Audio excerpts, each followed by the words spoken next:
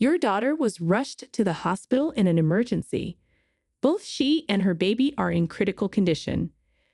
I got this shocking call from the OB-GYN where my pregnant daughter was getting her checkups.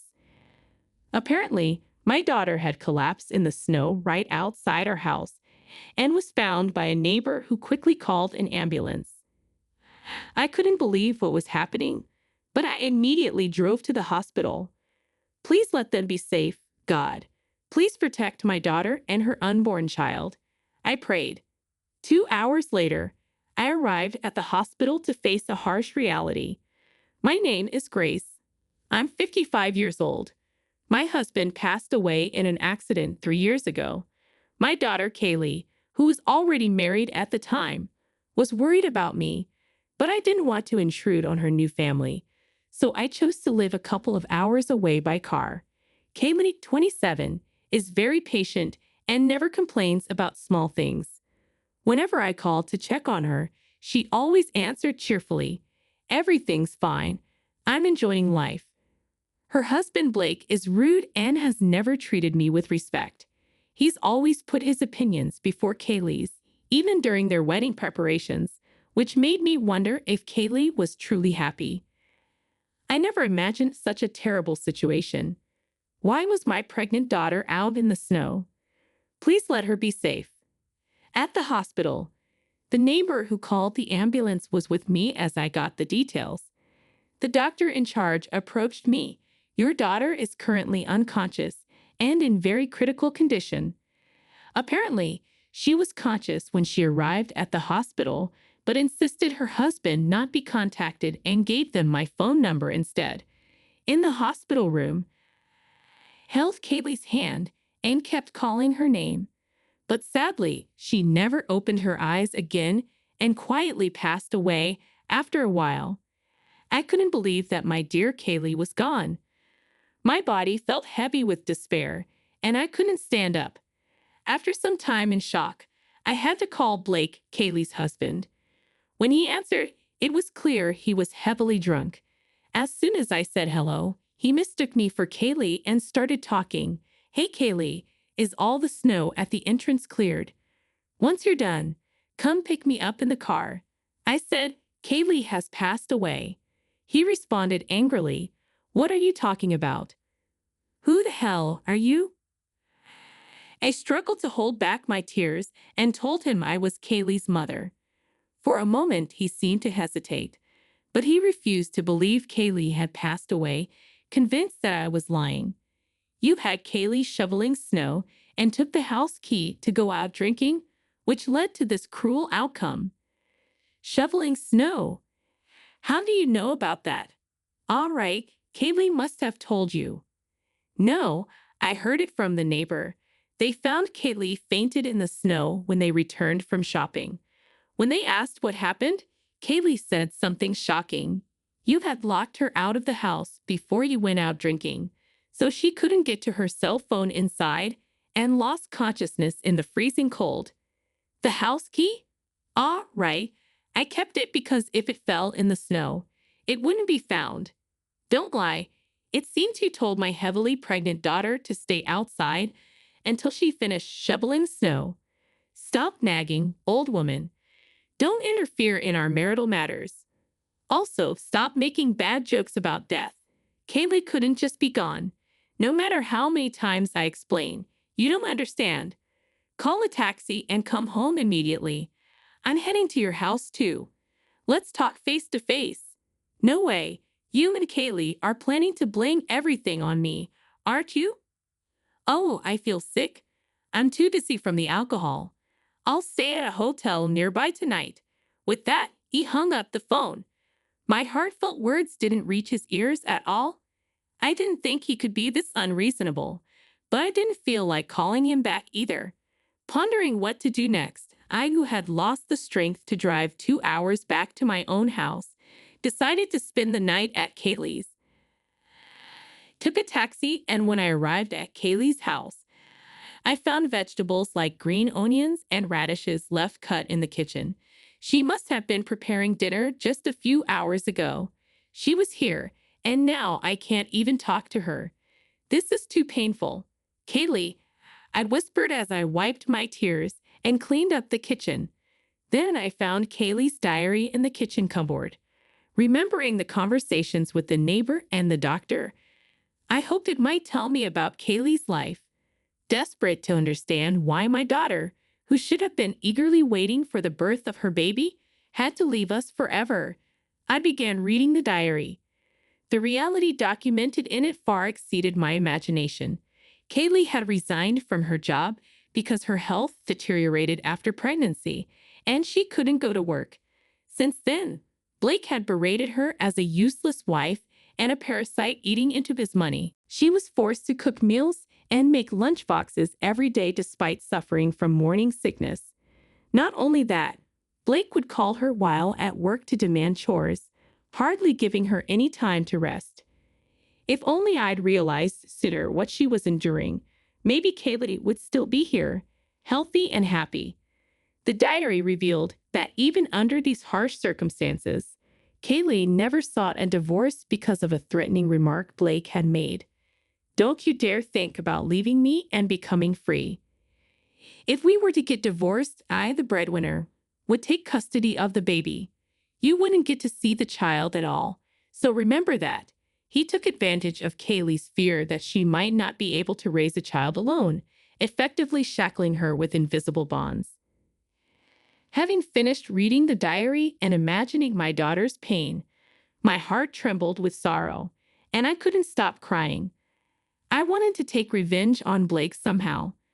I wouldn't be at peace until I'd avenged Kaylee. But the diary alone wasn't enough evidence to prove that he was responsible for her death.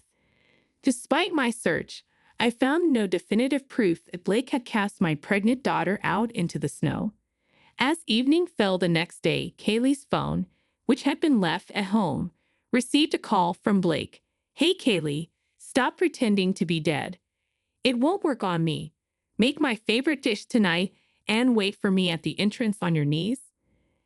"How many times do I have to tell you that my daughter is gone?" I responded. "If that's true, then show me the proof." "Fine," I replied, quickly hung up, and immediately sent him a photo of Kaylee's death certificate.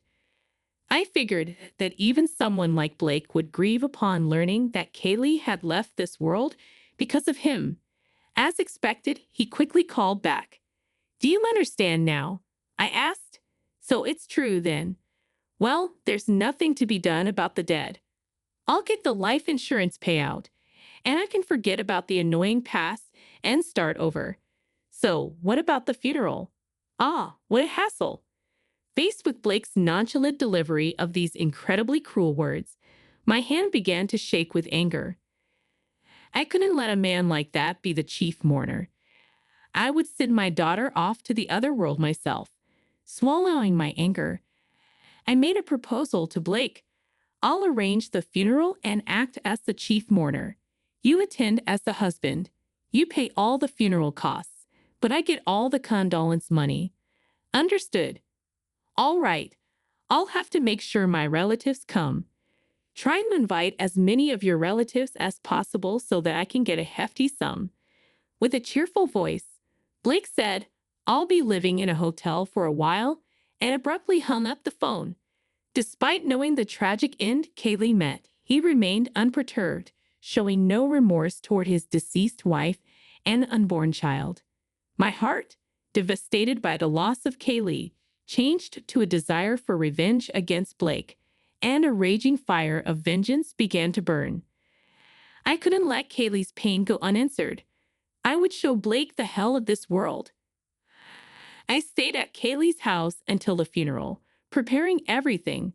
Then on the day of Kaylee's funeral, Blake approached me with his hands in his pockets and a sleazy smirk on his face. "I'll play the part of a grieving husband who couldn't be the chief mourner. You do your part well. Once the funeral's over, I'll take the condolence money and leave immediately." His words infuriated me, but I prioritized sending my precious daughter off. Both families gathered, crying and saying, "She was so young to leave us. It's heartbreaking. I can't believe Kaylee is gone." After a few words of grief, I then stood in front of the microphone to make a speech as the chief mourner. Thank you all for gathering here today to remember my daughter, Kaylee. The truth is, I started to explain to the entire family how our late-term pregnant daughter had left us. The solemn air shifted to murmurs of shock, and at this, Blake abruptly stood up. Don't be fooled by this old woman's lies. Kaylee insisted on shoveling the snow herself, ignoring my objections. That's why this happened. He began to fake tears. I had predicted Blake would react this way, so I opened my daughter's diary that I had brought with me. This is an entry from the day before Kaylee passed away. Blake told me to clean every nook and cranny of the house, but my belly was aching, so I couldn't do it today.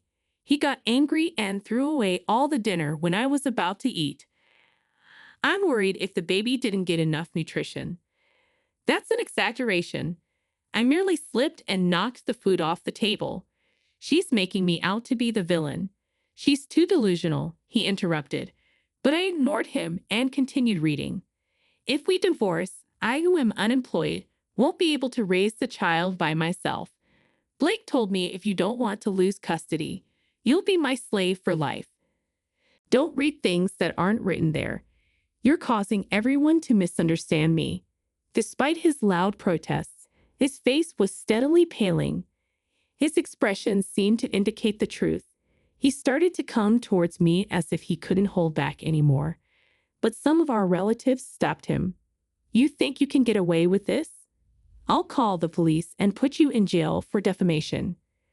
Are you not the one who should be arrested by the police? Don't get ahead of yourself. Watch your mouth. His true nature couldn't be hidden. No matter how much he tried, Blake's face glaring sharply at me was pure villainy to anyone who looked. The attendees sighed and murmured, "What a terrible man. The worst kind of man." Oh well, I may have overreacted a bit. Kaylee just wrote about our insignificant spousal quarrels in her diary in an exaggerated way.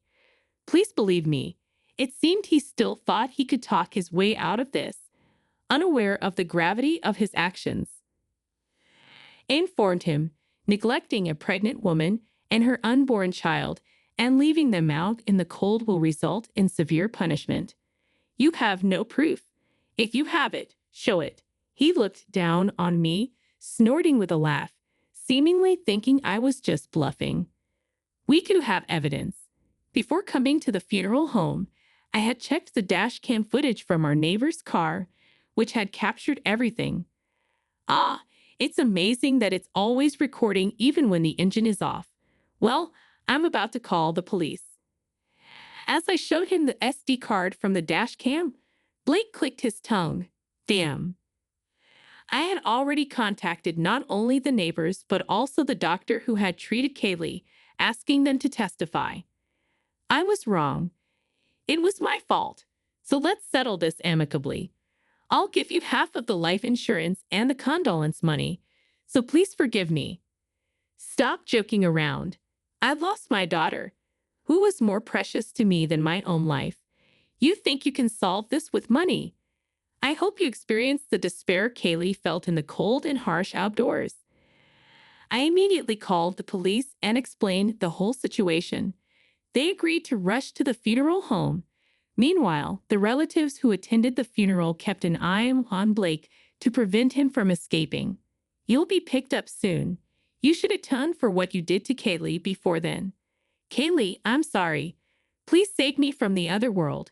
Blake called out insincerely. Then he turned to me and began to grovel pathetically. Mother-in-law, I'll apologize as many times as it takes. Please call the police back and tell them it was a mistake, please. I shook my head firmly, looking at my daughter lying in the coffin. Kaylee was looking forward to meeting her baby. I'll avenge your grievances. Coldly looking down on Blake as he approached, sensing something, his face turned ashen and he started to tremble. No, help me. Blake began to panic, shedding tears and trying to escape. But he was held tightly by his father and relatives, rendering him immobile. He was soon taken away by the arriving police, disappearing in the back of a patrol car. His parents and relatives later bowed deeply to me and my daughter, offering apologies repeatedly. When I glanced at my daughter's face, now resting in the coffin, it seemed to bear a slight smile. Finally, the weight on her chest had been lifted. Kaylee, now you can embark on your journey to the other world without any worries. The dash cam footage and testimony served as the smoking gun, and Blake was put behind bars. He would spend some time in a cold, high-walled prison surrounded by intimidating individuals. Becoming a criminal, he was also fired from his job. Since his parents and relatives have declared their intention to cut ties with him, his future life will undoubtedly be harsh. By the way, I didn't tell Blake, as he never asked, but Kaylee's baby was born safe and sound, and I have decided to raise it. Kaylee had named me as the beneficiary of her life insurance. Though when the child grows up, I plan to pass everything on. I'm thankful that at least the grandchild is safe.